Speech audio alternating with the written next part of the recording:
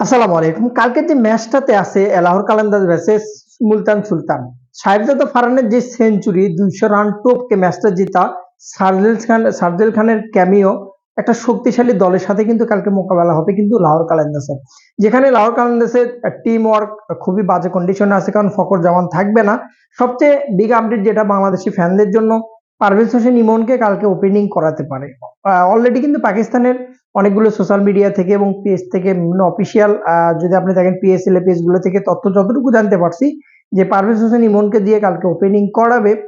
শাহিনের সাথে শাহিন জাফরিদি এবং আদার্স যারা টোটালি ডিসিশন নিয়েছে যে পারভেজ হোসেন ইমন ওপেনিং করবে। পারভেজ হোসেন ইমন ওপেনিং করলে জিনিসটা আমি মনে করি যে বেটার হবে, কারণ বিপিএল এ যদি আপনি দেখেন ইমনের বিষয়টা যদি দেখেন, ইমন কিন্তু বিপিএল এ যথেষ্ট ভালো করেছে এবং ওপেনিং এ করেছিল, তুষারের সাথে ওপেনিং করেছিল এবং যথেষ্ট ভালো, এবং বলা চলে যে বিপিএল এর টপ রান স্কোরার ভিতর কিন্তু ২-১ ৩ ছিল প্রায় বলা চলে। শেষ দিকে তো একটু পিছিয়ে পড়েছিল, বাট পারভেজ হোসেন ইমন কিন্তু বলা চলে যে অনেক ভালো ব্যাটিং করেছে বিপিএল এ, যেটা ওপেনিং এ ছিল। পাকিস্তানে জানেন কালকে যে মুলতান সুলতান যে ম্যাচটা, স্মিথ থেকে শুরু করে সাহেবজাদা ফারহান থেকে শুরু করে শারজেল খান থেকে শুরু করে টোটালি একটা ব্যালেন্স এবং বলা চলে কিংসম্যান যে টিমের সাথে খেলা ছিল উড়িয়ে দিয়েছে, পুরোপুরি উড়িয়ে দিয়েছে। সেই টিমটার সাথে কিন্তু লাহোর কালান্দাজ কিছুটা হলে পিছিয়ে থাকবে, টিম ওয়ার্কের দিক থেকে যদি আপনি দেখেন কিছুটা পিছিয়ে থাকবে আমি মনে করি। সিকান্দার রাজাও থাকবে, পাশাপাশি বিদেশি কোটায় মোস্তাফিজুর 100% থাকবে, পারভেজ হোসেন ইমন 100% আশা করা যাচ্ছে। পরবর্তী তার একটা ব্যাটসম্যান তারা কিন্তু নিয়ে খেলানোর চেষ্টা করবে। তাদের সাথে অবশ্যই কিন্তু টিম ওয়ার্কটা বেশি বেশি ইম্পর্টেন্ট। আগের যে ম্যাচটাতে ১২৯ রানে কিন্তু গুটিয়ে গিয়েছিল লাহোর কালান্দাজ, যেখানে কিন্তু মুস্তাফিজুর রহমান যথেষ্ট ভালো বল করেছিল এবং নিজের যে বোলিং ইউনিটটা যে ব্যালেন্সটা সেটা ঠিক রেখেই কিন্তু তারা বোলিং করেছিল। বা দুঃখজনক, খুবই দুঃখজনক হলেও সত্য যে ওই ম্যাচটা যদি হারিস রউফ না হারায় দিত, ম্যাচটা কিন্তু লাহোর কালান্দাজের পক্ষেই থাকতো এবং শেষ ওভার পর্যন্ত কিন্তু লাহোর কালান্দাজ ভালো ফাইট দিয়েছে। বাট হারিস রউফ বরাবরই কিন্তু ন্যাশনাল টিম বলেন আপনি, পিএসএল বলেন আপনি, চাপের মুখে বল করতে পারে না। তারপরেও ক্যাপ্টেন তার উপর কেন বারবার ভরসা রাখে এটা আসলে মাথা কাজ করে না, কিভাবে তার উপর ভরসা রাখে।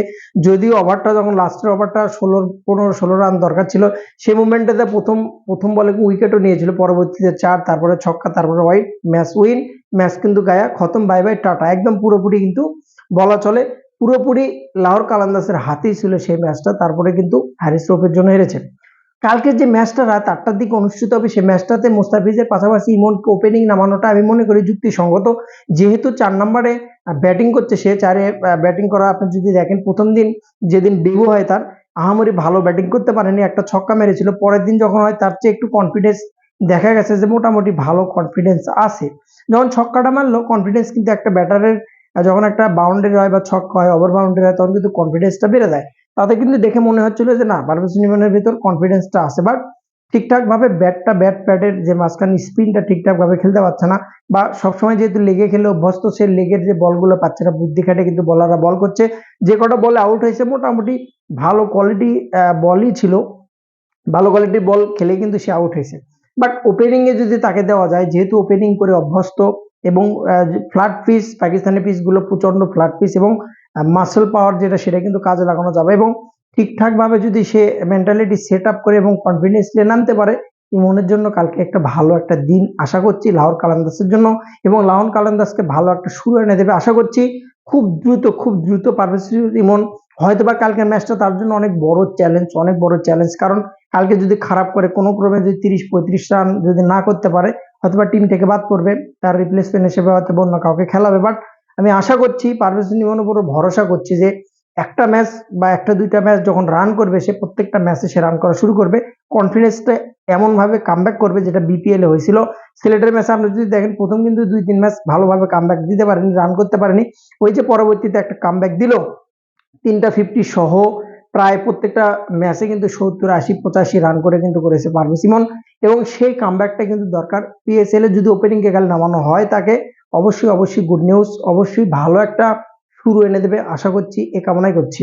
এবং মুস্তাফিজের বিষয়ে যদি বলি, যে ওয়ার্ল্ড ক্লাস বলার, তার পাশাপাশি শাহিন আফ্রিদি এবং হারিসকে অবশ্যই কিন্তু ভালো করতে হবে, কারণ একটা বলার দিয়ে কিন্তু একটা টিম কখনোই হয় না। আপনি যদি ইকোনমিক্যাল দেখেন, উইকেট যদি বলেন স্লোয়ার যদি বলেন, যখন একটা খেলা যখন জানেন ওই পিচগুলো কতটা বল করা কতটা কঠিন পাকিস্তানের পিচে, সেই পিচগুলোতে মুস্তাফিজ যদিও একটা 4 ওভার বল করে নিয়ন্ত্রণে আনার পরেও কিন্তু পরবর্তীতে হারিস যে মার খাচ্ছে বা শাহিন চাপড়িতে যে মার খাচ্ছে, যখন একটা দুইটা বলার 2 ওভারে 1 ওভার যখন ঠিকভাবে চার্জ করবে তখন যায় কিন্তু সেই প্ল্যানিংটা কাজে লাগে না। যখন মুস্তাফিজ হয়তোবা খেলাটাকে একটু ছোট করছে, টানে ধরছে, পরবর্তীতে তার একটা বলার যে রান দিচ্ছে। সো এরকম প্ল্যানিং এর ভুলের কারণে লাহোর কালান্দার্স বারবার কিন্তু মার খাচ্ছে।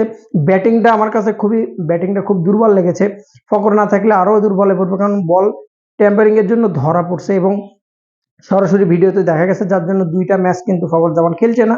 তো আশা করছি সেই সুযোগে পারভেজ ইমন যদি তাকে সুযোগ দেয় ওপেনিং এ, অবশ্যই ভালো করুক। বেস্ট অফ লাক, ভালো থাকুন, সালাম আলাইকুম।